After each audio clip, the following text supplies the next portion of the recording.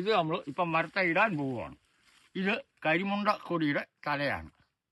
ഇതിന് ഞങ്ങൾ അന്നത്തെ കാലത്ത് പറയുന്നത് ഞാറുവാലി. ഈ മരത്തെ കയറിപ്പോകുന്നതിന് കയറുതല എന്ന് പറയും.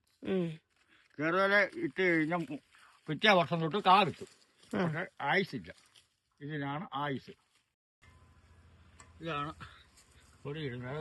അടിച്ചരലായതുകൊണ്ട് മേമണ്ണിടുക അതിനകത്ത്. അപ്പൊ പ്രത്യേകിച്ച് വളമൊന്നും വേണ്ട. നമ്മൾ പണ്ട് കാലങ്ങളിൽ ഇത് നമ്മൾ ചെയ്യുന്നതെന്ന് പറഞ്ഞാൽ കൊടി ഇടുമ്പോൾ ഒന്നും തന്നെ ഇടുകയില്ല.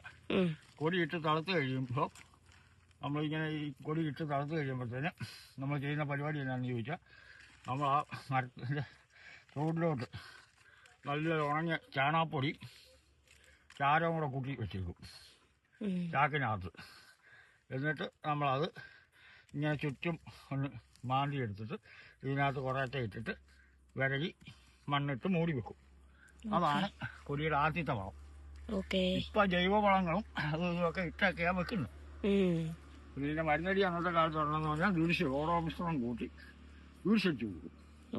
വേറെ മരുന്നുകളൊന്നുമില്ല ചെടിക്ക്. അപ്പൊ ഇങ്ങനെ നിൽക്കണം മരത്തെ കൊടി. ഇത് തളുത്ത് കഴിയുമ്പോൾ ഇതിപ്പോൾ എത്ര തലയുണ്ടോ? 1, 2, 3, 5, 6 തലയുണ്ട്. 6 തല, 1 തല, 2 തല ഉള്ളതാണ് ഈ കിടക്കുന്നത്. ഓക്കെ, കണ്ടോ? കണ്ടു.